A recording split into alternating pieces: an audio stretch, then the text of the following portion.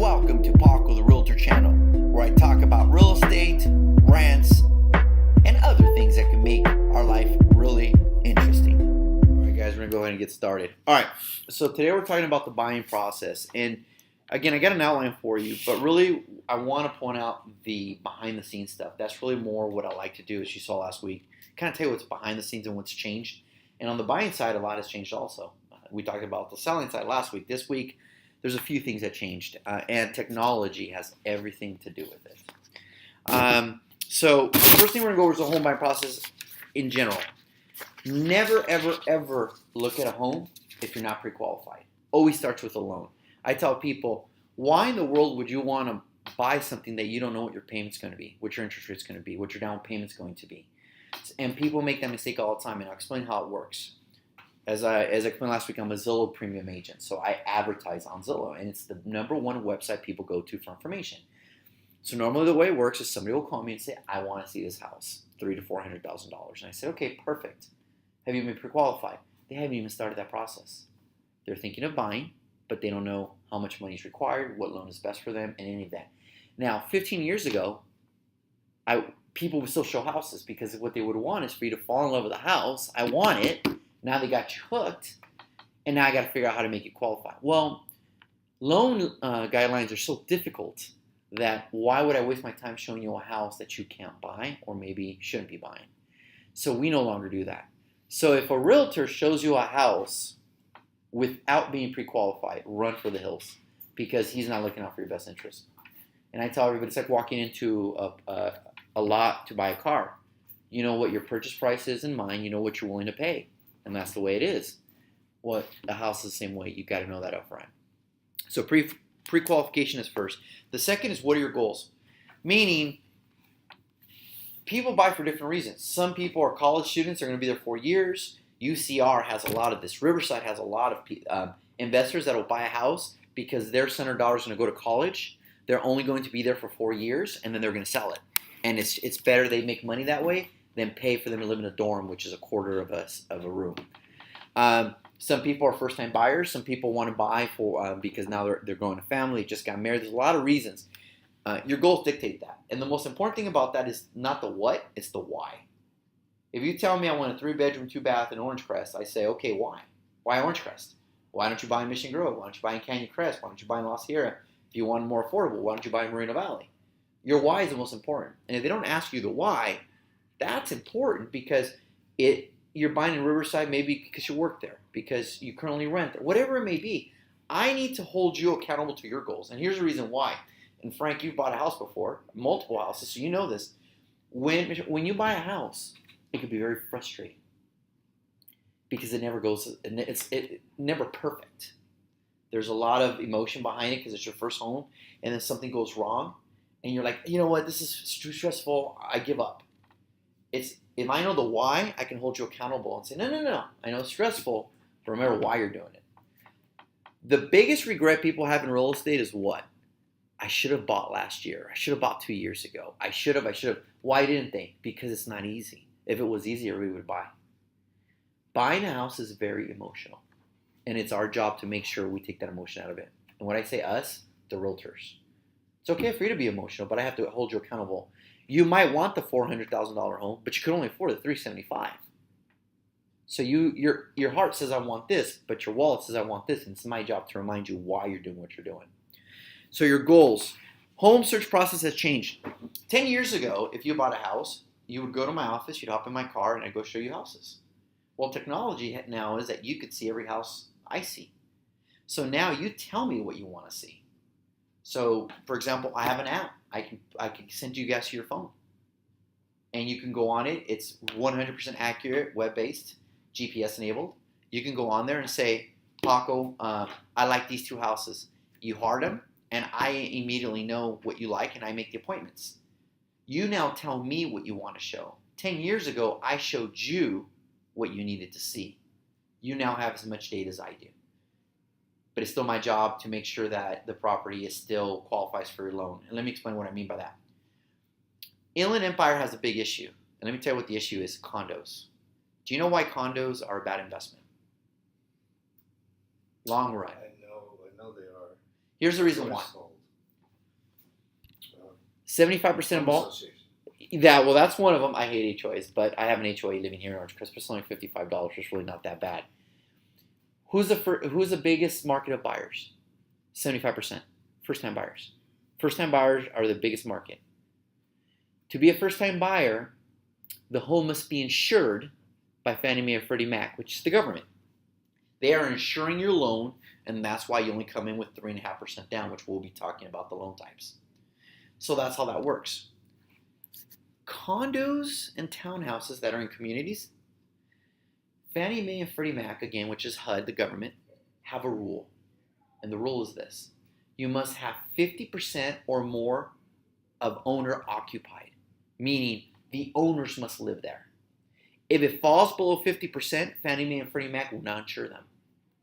99% of all HOA complexes in the Inland Empire, Riverside and San Bernardino County, first-time buyers cannot buy them because they are not insured by Fannie Mae or Freddie Mac because there's more than 50% renters in there. Only people who have 20% down conventional financing can buy. So if you look at why they're so affordable, they're not affordable because they're condos. Because if they were FHA approved, they'd go like that. They're affordable because 75% of the market cannot buy them. So if 75% of the market cannot buy them, your pool gets smaller and smaller and smaller and require more money down. So as a first-time buyer, condos are something you're probably going to want to stay away from because the reality is there really isn't any complexes that are, especially in Riverside. The City of RIverside has none. FHA approved condos. There's none. That doesn't surprise me. Everybody I've ever known that bought a condo wound up hating it. What about the ones on Canyon Crest? Canyon Crest, the ones at Canyon Crest do have some. Moreno Valley has none. Loma Linda has one. Redlands has a few. San Bernardino has a few by the university, Cal State San Bernardino. But Riverside as a whole, Lake Elsinore has none. Corona has one or two, but the problem with Coronas, they're just as expensive because they are FHA approved. They're very pricey, and it is Corona. So the search process has changed. So whenever you send me a property, I have to make sure on the back end that it's worth seeing. It's not in a bad neighborhood. You qualify to buy it. There's comments you can't see, which like it might say something like, kitchen has been torn out or something. You won't see that in the comments. I will. And if it's a first-time buyer or you get any kind of loan, you can't have that. Remember we talked last week about safety issues? You can't have holes in the drywall, broken windows, missing water heater, stuff like that. You can't have any of that. And if the seller's not willing to fix any of that, a first-time buyer can buy it. So we have to kind of do our research and make sure if we do show it to you, it actually is a real option. Now, the good, the bad, and the ugly of home buying. The good, best investment financially and emotionally you ever make. It's the biggest investment people make. From a strictly financial standpoint, if I'm paying $2 in rent and I'm paying $2,000 in rent and I'm paying $2,000 in a mortgage, IRS allows me to deduct all the interest. So at the end of the year, I get all that back. So just from a strictly financial standpoint, it's 100% better because you're not throwing your money away. So that's the obvious one. The other thing about it is pride. Tenants tend not to take care of the properties, unfortunately, as much as homeowners do.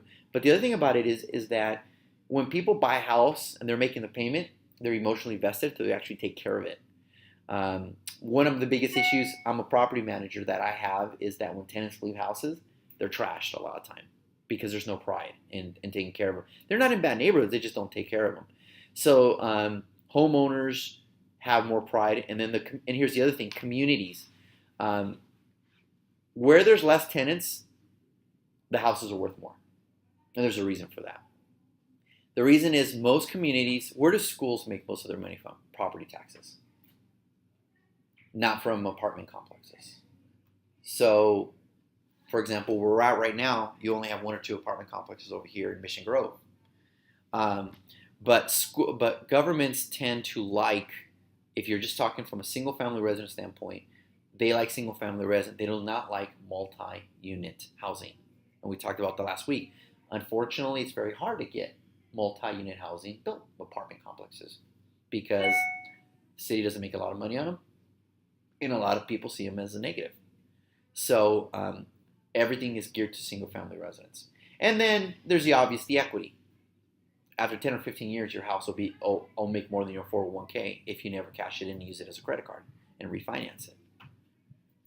You're paying it off. At one point, that house you no longer owe. My father owns 2 properties, both free and clear.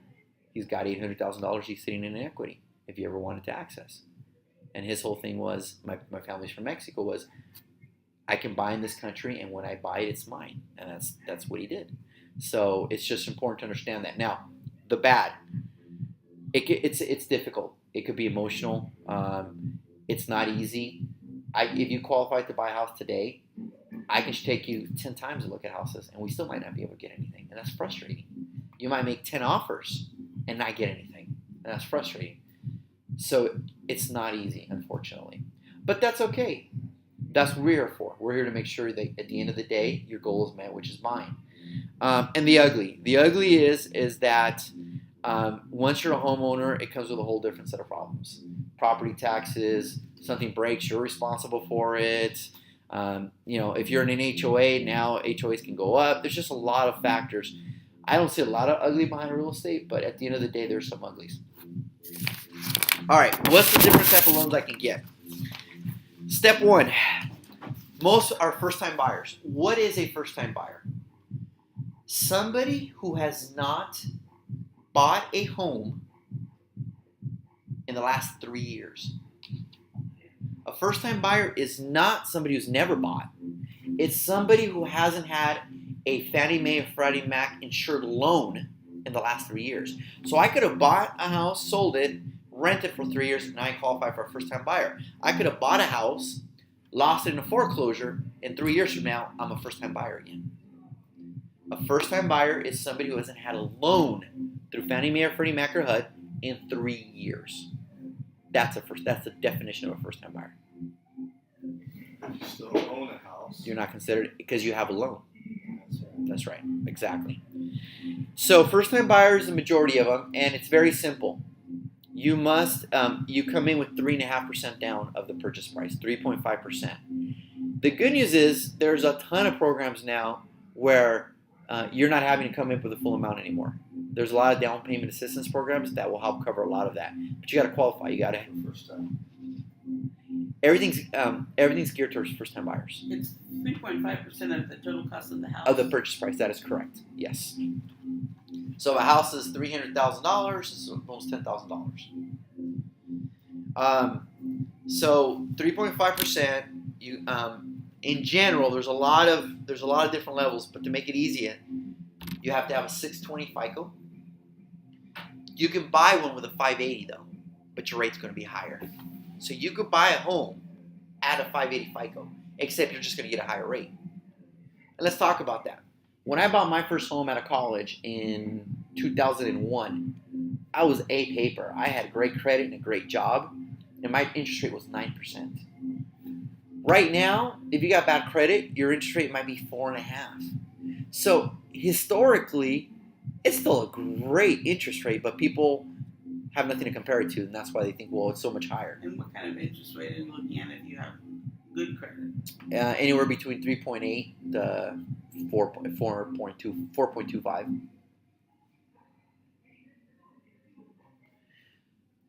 So 580 you could buy, 620 will give you the best rate, 3.5% down, and it goes off debt to income ratio. And I don't want to get too complicated here, but the way it's calculated is simple. They take your monthly payments on your credit. Not if you go to the gym, it doesn't show up on your credit. It's credit cards, car payments, and student loans. Those are really the big ones right now. They take those monthly payments, at minimum monthly, and they add them together. They take your income. So let's say I make $5,000 gross, not net, gross. So before taxes. That's important. If I make $5,000 a month, they don't want you to be above 50% on all your debt. So that means I cannot have everything be more than $2,500 per month. They don't want it to be more than 50% of your debt. 50% of your gross. Right? Yeah, exactly. So that means my car payment, my minimum credit cards, and my mortgage cannot be more than $2,500. So let's say everything has to be, your regular bills are $500 before you buy. that means your mortgage can only be $2,000. Immediately I know, okay, you could probably only buy for like 340,000. So we already know the numbers. But they don't want you. Now, there is exception to the rules. Some can go up to 54%. If you're going for a more aggressive program, you might not be able to go above 45% debt to income ratio. But I tell 45 to 50 is really the range you could be in. So let me explain to you how they calculate this in a very general way. What you can buy is determined by how much you make. So that goes back to your debt to income. What you can buy is determined by how much you make, and that's where your debt to income ratio. Your interest rate is dictated by your FICO score, your credit score. The higher the credit, the lower the interest. The lower the FICO, the higher the interest. And that's the way it works. They'll still lend it to you, but you're a higher risk, so you're going to get a higher interest rate. And that's how they determine both those factors. What's the first one? Say that again. What you can buy is determined by how much you make. And that's where the debt to income ratio comes in. So how much of a loan you make. Yeah, debt to income ratio, yeah. So that's what's determined. What your interest rate is going to be is dictated by your FICO score. Then we have what's called a conventional loan. A conventional loan... Let me stop you for a minute. Yes, ma'am. Everything you've talked about thus far is just the first-time buyer? Yes, ma'am. Okay. Absolutely. 100%. This one I'll just touch briefly on. This is what we call conventional financing. This is where you're going to come in with a sizable down payment, normally 20%. The guidelines are different. Your FICO can be lower. You can borrow more money. There's a lot more that goes into it, so I'm not going to go into a lot of detail. But conventional financing pretty much means I got 20% down, and I can buy more of a house. VA, are you any of you guys military, retired military now? Okay. VA is the best loan there is out there. It's 100% financing. It's military, so we won't go into that. But if I was military and I was buying a house for $300,000, the government will let me borrow $300,000 to buy it. Non-conforming loans. I won't get too much into this one, but non-conforming. Yes, ma'am. Before we move on, with the conventional financing, are you looking at the same kind of interest rate and that kind of thing? It could actually be better because you have a bigger down payment. The bigger the down payment, the lower the interest rate because there's less risk. So conventional financing will have better interest rate.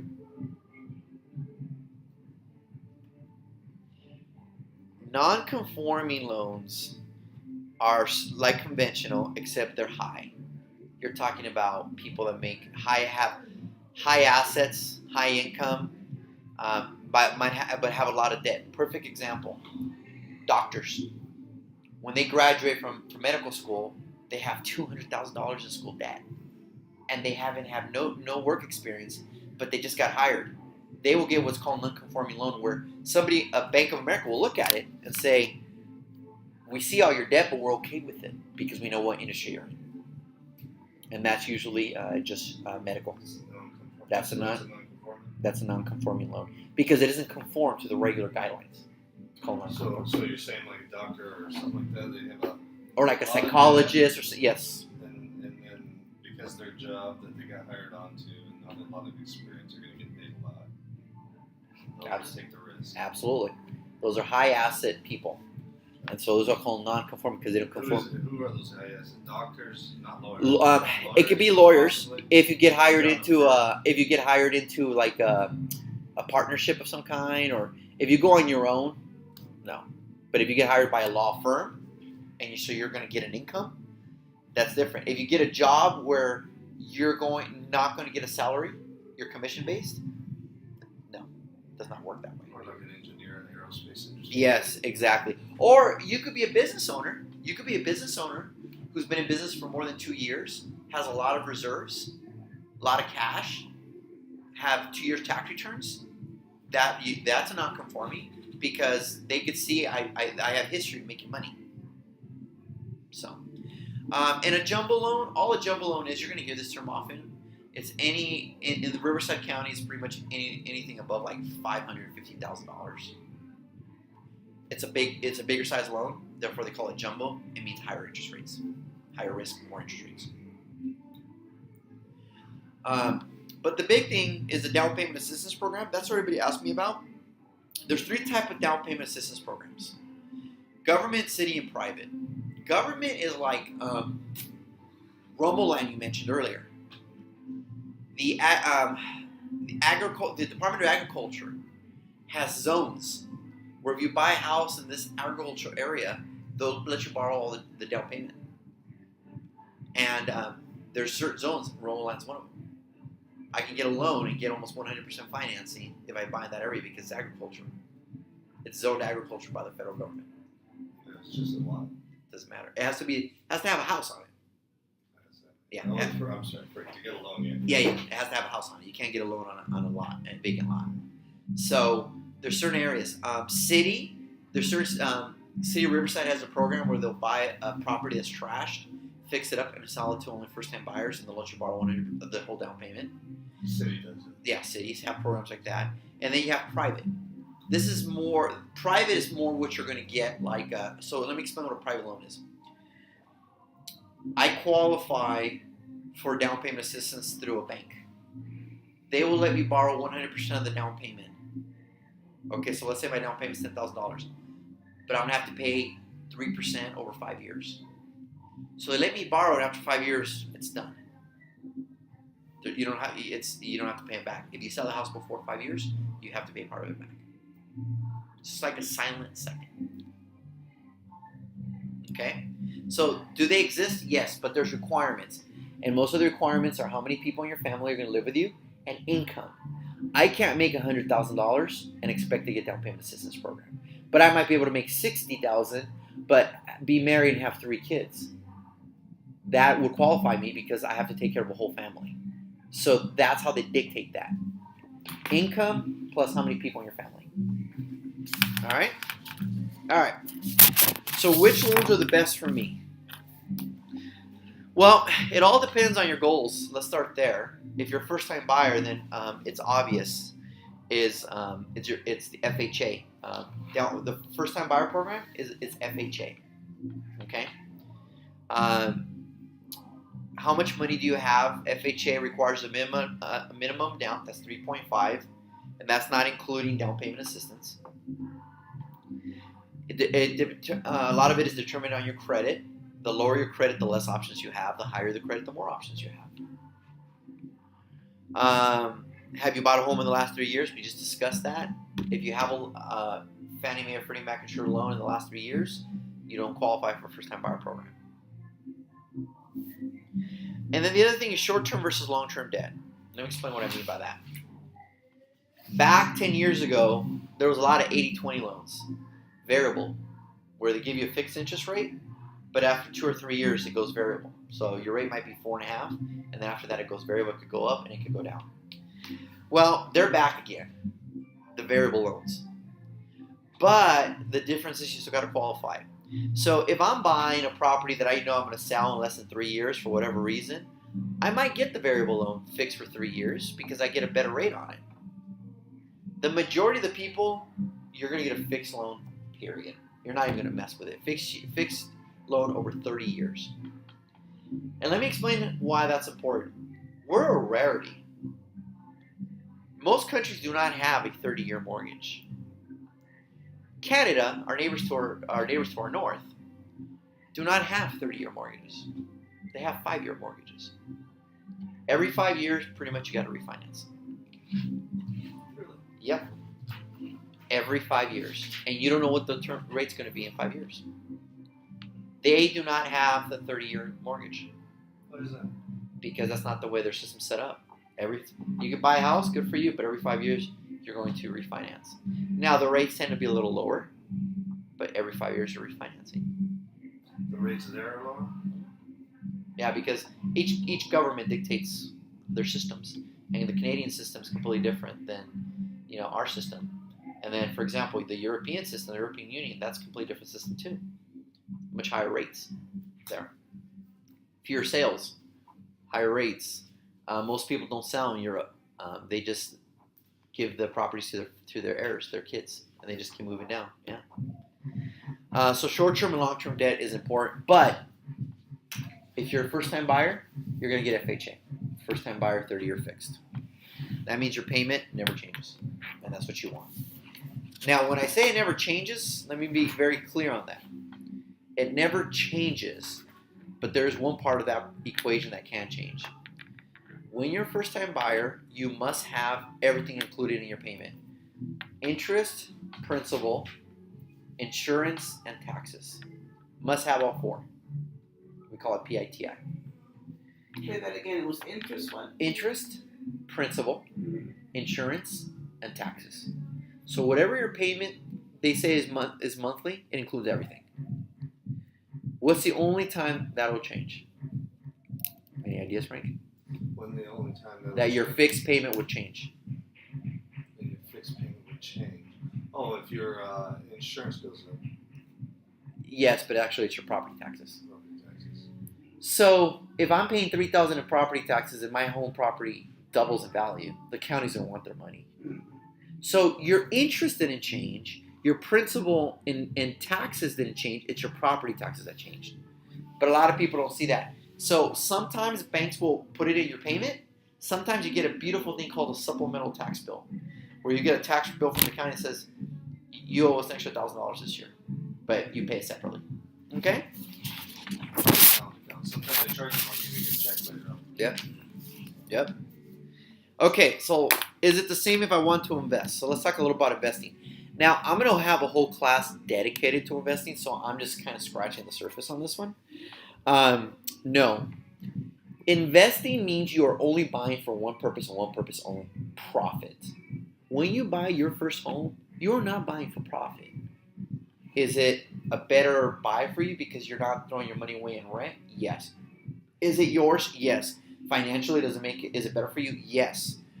But that is completely different. When people buy their single family residence to live in it, never treat it like an investment. Even though it is, it's not that type of investment. You buy in it, you take care of it, and over time it'll take care of you. What I'm talking about here is profit. Profit driven, period. Now, there's a few types of investment properties that I'm going to talk about on the next page. But profit is the key. Whether that's cash flow, whether that's equity, capital, whatever it may be, you need to find out what your goal is. There's a rental versus a flip. If I buy a house and I rent it, I'm making cash flow. If I buy it and fix it up and resell it, that's a flip. So you need to find out what your strategy that you want to do is. Now, we are in the state of California. By 2020, for the first time in the history, there will be more renters than homeowners. What does that mean? It's not a bad thing to be a landlord. So, we want to buy your first home? Absolutely. But maybe consider second. Or, better yet, like I tell my young cousins, well, we make good money, but I don't want to mortgage it. I said, okay, then buy and rent it.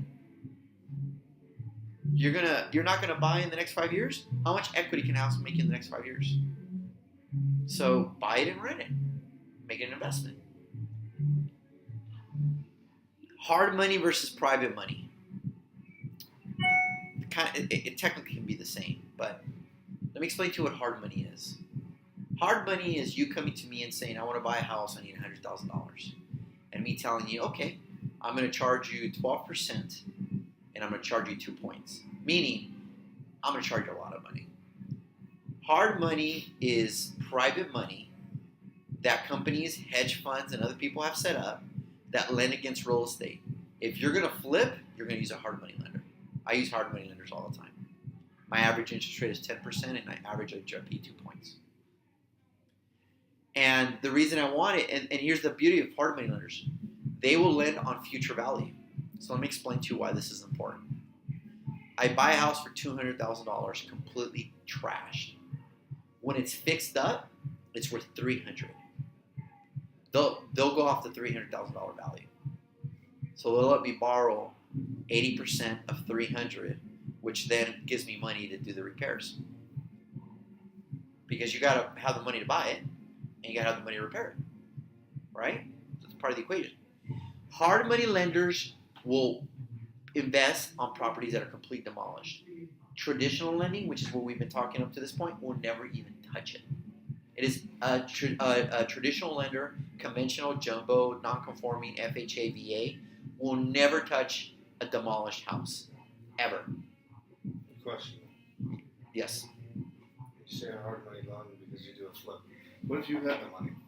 Then You you're. don't use it. You use somebody else's money. Probably. No, if you have your own money, I use your own money. Because I hear people say that sometimes. You don't use your money, use somebody else's. Yeah. You know when I say that? I'll tell you when I say that. I'm going to buy a house. I'm going to rent it. Or I'm going to buy it for myself. And I have the choice of putting 3.5% down FHA financing or putting 20% down because I have it. Shoot, put 3.5% and use the bank's money. When you're dealing with investment, what are your expenses in a flip? Acquisition, cost of money, repair expenses. Those are your three variables. If I take hard money away, which is one of the most expensive at once, that's money I save. Pay yourself that interest.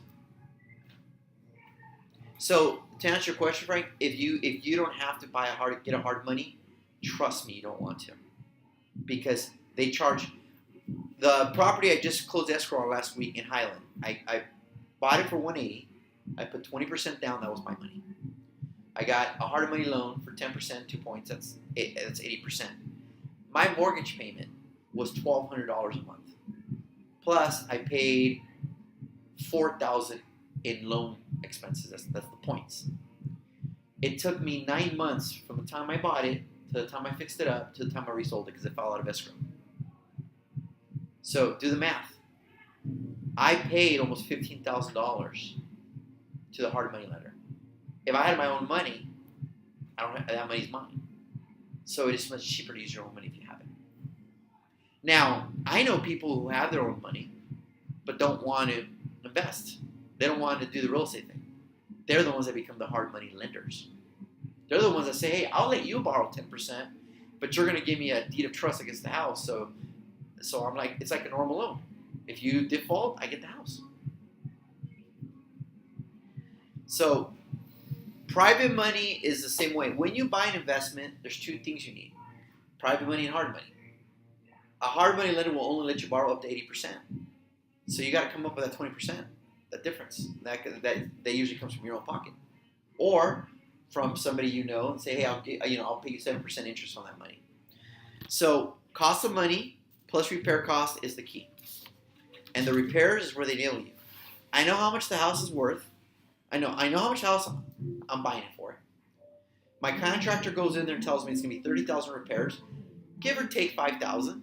I kind of know what my expenses are, right? But hard money, I know what it is, 10%, 2 points.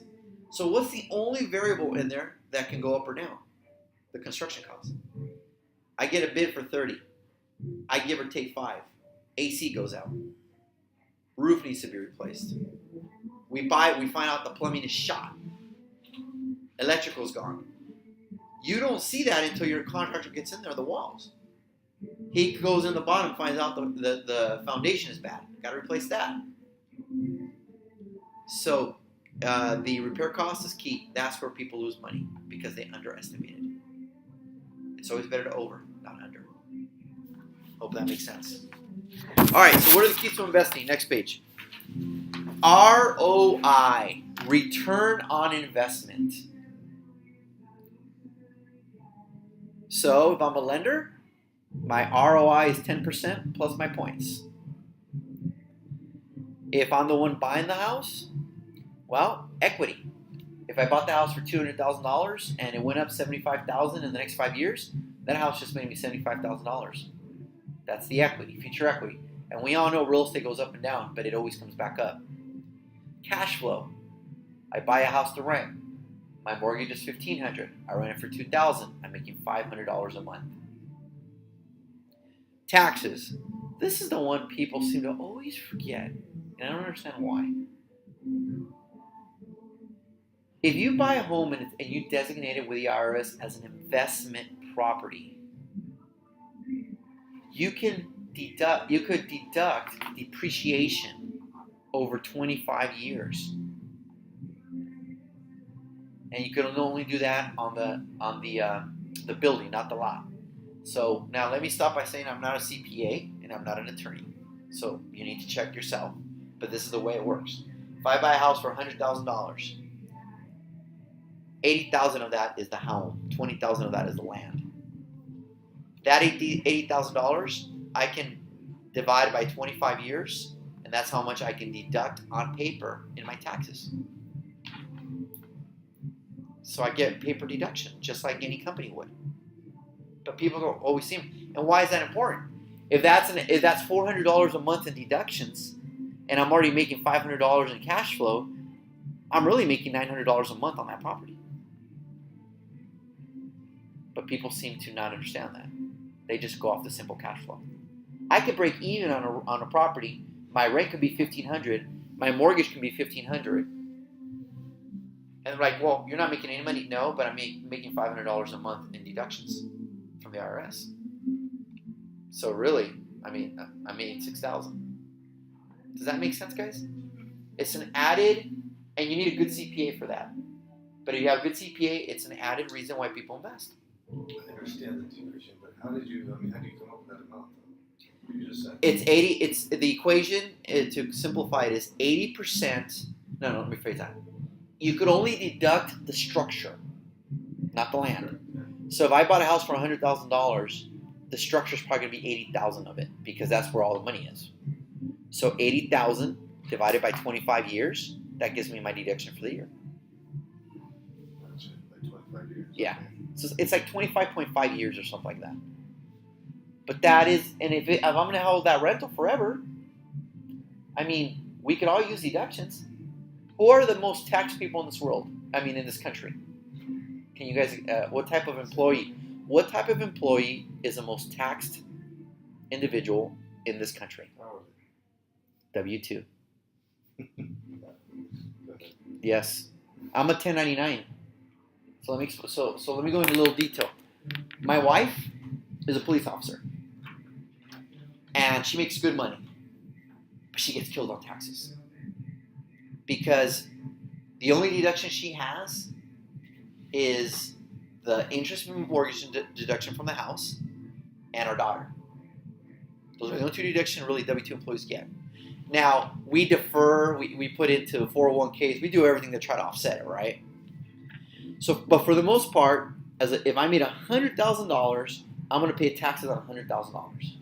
That's a W-2. So let me explain you the difference.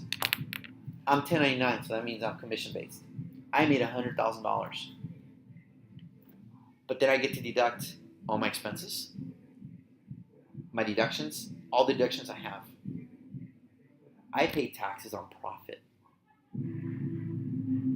So if I have $60,000 in deductions, I only pay taxes on $40,000.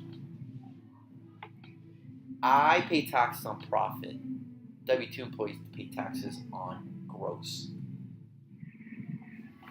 So that's why the tax deduction incentives is so huge. And then exit strategy. What do I mean by this? When you buy a home that you plan on making money on, you always have two exit strategies. One, I'm going to buy it, I'm going to sell it. How much am I going to make? What happens if the market crashes tomorrow and you can't sell it? Well, you better be able to rent it. So you know what I tell my investors? You know the worst case scenario? We're going to have a rental property, which still isn't a bad thing. Always have two exit strategies. Never get stuck with a debt that you can't pay back. So again, we're going to have a class dedicated strictly to that, but I just wanted to scratch the surface. We'll actually be going over real scenarios and everything. So what is the key to invest in? This formula that I put on here, guys, you don't have to pay $10,000 to a seminar to learn. Acquisition cost plus cost of money plus repairs minus my sales price equals my profit. Simple. Any questions? You guys are simple. You guys are easy today. All right. This is probably more for you, but how to avoid real estate fraud. What a realtor can and cannot do. My job is to protect you. I have what's called a fiduciary obligation. So what does that mean? I'm liable if something goes wrong with you because I'm like your lawyer. So if I take advantage of you, I can get in a lot of trouble. So last week we talked about this. So let me explain one of the things that's not on here. The difference between a realtor and an agent. There's 500,000 licensed agents in the state of California, and there's only 200,000 realtors. And here's the difference. Both can do the same thing in the state of California. Both can help you buy a house. I'm a realtor. I'm held to an ethics code. So I can legally do everything right and do something ethically wrong, and I can still lose my license. Agents are not held liable to any ethics. It's because they're not part of the National Association of Realtors. So Frank last week asked me, well, what's the benefit? And the way I put it is this way. If you're going to trust somebody with the biggest purchase you're ever going to make, and they're not even willing to be held liable ethically, why would you want them? You want somebody that's going to take care of you legally and ethically. So if somebody's not willing to be part of the National Association of Realtors, they're just covering their butt. And that's an agent I wouldn't want. So what can a realtor can and cannot do? Let me start off by saying this. You never pay me. You don't ever pay me. If you qualify to buy a home, and let's say Frank's selling his house, and we go to Frank and you make an offer and Frank accepts it, Salver pays the commissions for both agents. You never give me a penny. You never write me a check. I never take $1 from you. The only thing a buyer is responsible for is the loan. Period. Now, if I went up to you and you said, Paco, I'm ready to buy, help me, and we went through the process and said it's only going to cost you $2,000, write me a check, you wouldn't know any better. You'd write me a check. So education is key. So you never, ever, ever pay an agent as a buyer. What we can do is educate you and protect you legally. That is it.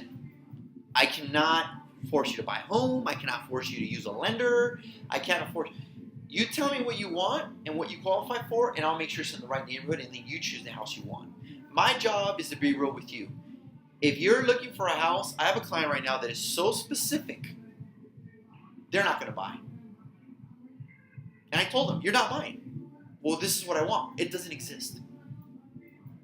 You're looking for a house that's $450 in a $350 price range. It doesn't exist. I'm sorry. You're not going to buy. Well, what happens if we get lucky? If that happens, you're going to have 50 other people wanting to buy it. And the investors are going to beat you to it because they're going to buy cash. So our job is to tell you the truth, whether you like it or not, and to protect you legally so you don't lose your deposit. When you buy a home, you must give a deposit, usually $2,000 to $3,000, depending. You can lose that deposit if you do something wrong, and it's our job to make sure that doesn't happen. And we talked about the laws are all on the buyer side now, not on the seller side anymore. Yes, sir. Question. You were saying that the commissions. Yes. The sellers pays it all. Yes. Sometimes it's negotiable because I've seen where in the past, I have, where they make a deal with the buyer and the seller to split it. Well, in 15 years, I've never done it once, but I'll tell you this, everything's negotiable. There's nothing that's not negotiable in real estate. There's nothing. You could come up to me and say, I'm only paying 4%, figure it out. And it's my job as a realtor to tell you what we can and cannot do. I guess why you were saying that is you were saying that the buyer doesn't pay the realtor. You were telling us. That's right. That's right. Yeah. And here's the problem. Most buyers barely have enough money to buy a house. They ain't going to pitch in for the commission. So when it comes to selling it, it really depends on what you want. My job is to sell your home at the highest amount of money in the shortest amount of time. What does that look like?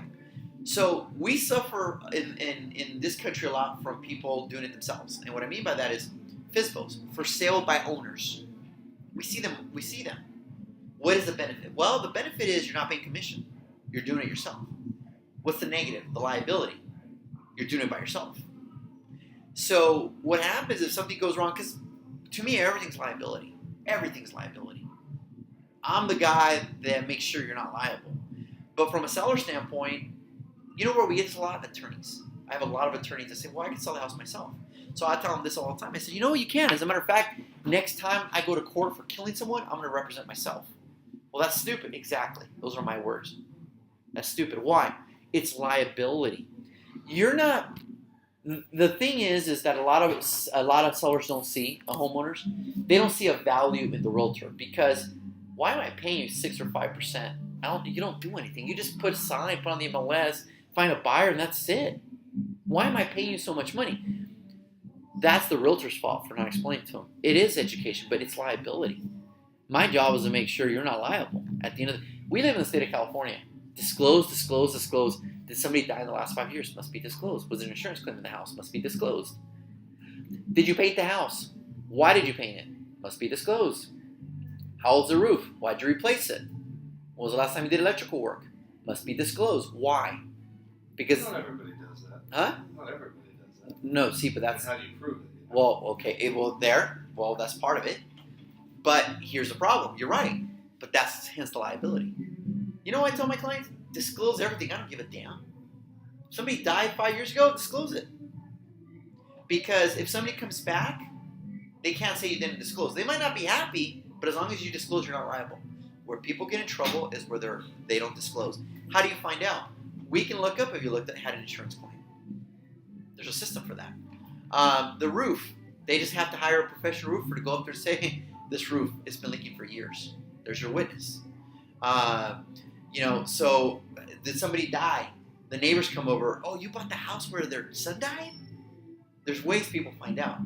Now, in 15 years, I've only been in one lawsuit. And why were we in that lawsuit? Because they didn't disclose. They did not disclose. I represented the buyer.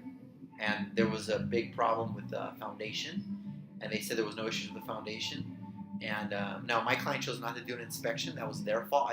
I always told them to do an inspection. They did not want to. Well, the house started to go like this, but they never disclosed anything. Well, when we got an expert to go in there, we realized they had reinforced it. The sellers. Why would they reinforce something if there wasn't a problem? Does that make sense? Now, they didn't fix it. They reinforced it. So they kind of just covered up the problem. See, I had a similar. Go ahead, I'll tell you. So in that case, we went to arbitration and my client won because why would you do it unless there was a problem? And they couldn't argue it other way. So they ended up giving my client like $7,000. They paid it for like 75% for it to be reinforced correctly and all this other stuff. So. And what does an inspection typically cost? An inspection costs about $325 and it covers everything. Roof, electrical, plumbing, foundation, everything. Those inspectors that do that don't have to be licensed. No, and they're not. It's a good gauge. And here's why. Here's the reason why I do it. One, good insurance. I'd rather you pay $325 and find out there's a big issue, and if the seller doesn't want to fix it, we walk away. Two, most homes that are purchased now come with a home warranty that the seller pays for. The number one get out of not paying for the insurance company is this was already existing when you bought it, that damage. If it was already existing, therefore we don't have to cover it. I have an inspection report that says that wasn't an issue when they bought it. Therefore, you can't say that. Now you got to cover it. So that's why I do. But they're normally about $325. So Frank, you said you had a question or a similar situation? Yeah, I put an offer in on the house. This was out of state though. Oh, okay. And the realtor that was representing me, I did it over the phone. Told me, they said the house is fine, except there was just an issue. And this was like after I had made the offer. There was an issue with the foundation at one time, the basement, but it's all been taken care of. Okay. All right, so went along. I had an inspection done.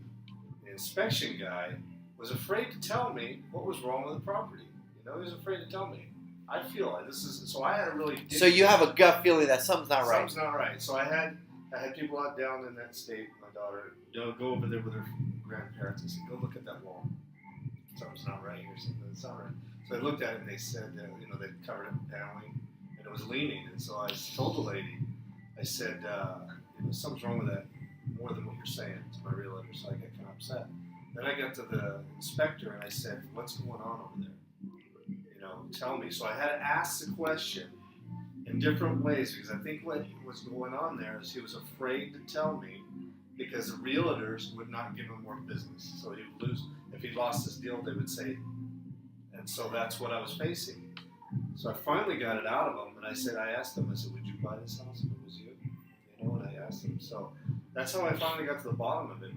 And then my realtor wouldn't let me back out of it. And I said, you know what? I said, what is going on here? So I really got pissed off. I would, because they're not really. We talked about fiduciary obligation. He has a fiduciary obligation to protect you. He was protecting his bottom line. And when do you do the inspection? Before you make an offer? No, after. And when you're in escrow, you don't spend any money until you're under contract. Absolutely. And you know what? I hate to say it. That's common, because we talked about this earlier. 80% of licensed agents in the state of California do less than 5 transactions per year, meaning they don't do it enough business. So they're just that alone. They don't have enough experience to deal with it. I had a client of mine buying a house in East LA, by East LA, and there's a lot of hills out there. So this was on the side of a mountain. Flipper bought it, did a good job on the repairs, and the side of a hill, up and coming area, everything. $600,000. Make an offer, get it accepted. My inspector goes out there. Now, inspectors are always going to find something, because we talked about, like last week, there's a difference between something being bad with that, and there being an issue with the house. And then there's a difference between it being not the code. Being not the code doesn't mean it's a bad thing. It was the code when it was built, but every year the code changes. So the city changed the code, therefore it's not under code anymore. That doesn't mean it's a bad property, it just means it's an old property, that's all. Well, they didn't require retaining walls back in the day. So this house is sitting on the side of a mountain. The backyard is just a slope, no retaining wall. So my inspector says, I know it's a code thing, but if it rains a lot, there might be an issue here. Saller said, yeah, don't worry about it. Saller went to the city, showed us that the last time that that there was any kind of move in the soil was like 40 years ago. And they're like, since then they've put retaining walls on the outside. So we went back and forth, and my client loves the house. But now she's a first-time buyer. Now she's freaking out. And anyways, at the end, we ended up not buying it, because both of us, I sent my contractor out there, and he said, it's going to cost $20,000 to put up a good-sized retaining wall over here. And they weren't willing to pay for it. And my client didn't want to pay $20,000 on a house she just bought. Walked away. But if it wasn't for the inspection, we wouldn't have ever even thought of it, because none of the houses there have retaining walls. So, but yeah, everything, the inspection is done after the fact. And, the agent has to be protecting you. That just opens themselves up to liability for you. That's huge. I mean, yeah. Common mistakes that first-time buyers make is lead with their heart, not with their brain, which is normal. I mean, it's a home. They picture themselves and their grandkids there, and, I understand that. Another common mistake is they get impatient, and when they get impatient, they tend to make decisions that aren't best for them. So how much time from the time you decide you're interested in buying a house to the time you actually can move into the house should you allow? Well, technically it could be 30 to 45 days. Really, it's from the time you get pre-qualified. So if you told me I want to buy a house now, I would put you in contact with, I got 4 lenders. I give you the 2 that I think are best for you. You can interview them, find out which is best for you. And they'll give you a list of all the documentation they need. And once they get all their documentation, it takes them about 24 hours to get you pre-approved. And then once they approve, they'll send me and say, she qualifies for this amount of money. This is her rate, this is her payment, this is her down payment. And once I have all that, then at that point, me and you can immediately start looking for houses, because I already know what you qualify to buy. And so... And you have people that you recommend, or is there... No, if you have if you have a lender that you have a relationship with, use them. If not, I have people I trust that I could send you to that I know will take care of you, because that's my job. But again, you can use anybody you want. It doesn't matter to me. And then once you get pre-qualified, we start looking for houses, and then we make offers. And if one is accepted, the normal escrow period from the time it opens to the time I give you the keys is 30 to 45 days. Yeah. So it can happen pretty quickly if everything's done like that. On the lending standpoint, the hardest part they face is they don't get all the paperwork. missing pages on the bank statements, tax returns, check stubs, bank statements, Social Security, driver's license, 401ks. They need everything, and they need every page. So how do you protect yourself against any issues? Education. Ask questions, verify. Last week we were talking about you interview. Don't take my word for it that I'm a good realtor. Interview me. If you one day wanted to buy, let's go out to coffee. Ask me every question you want. Look at how much business I've done. Talk to past clients. And if a realtor has an issue with that, then that's a flag right there. I tell everybody, whether you're buying or selling, if you want to talk to some of my past clients, tell me who you want to talk to. I'll be more than happy to give them to you. And you could ask them questions. How was the process? What sucked? What happened? What didn't? What did he do? What did he do? I have no problem. At the end of the day, my job is a problem solver. That's what I do. And verify. Like I said, if I tell you that this house is worth $300,000, you can go online and verify. Everything's online now.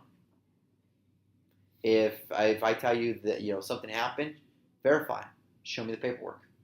That kind of thing. Does that make sense? Perfect. So I'll leave you with this. Buying your next home is emotional but exciting. We talked about this last week, managing expectations. I got to be real with you.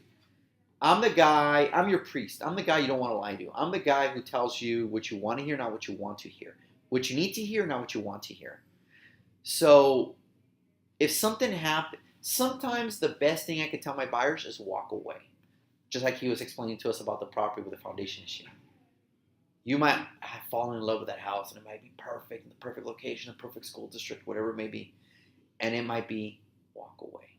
Just walk away. Let's go find another one. And that could be tough. If you're ready, you got to start searching for your home now. And let me end with this. We're in a tight market. Every house that's for sale will have 4 to 5 offers. There's only 2 reasons a house doesn't sell. Overpriced and the condition. We talked about that last week. That's it. There's only 2 reasons. So start now. The people that right now are stressing the most, that are my clients, are the ones that said, I'll get to it in November.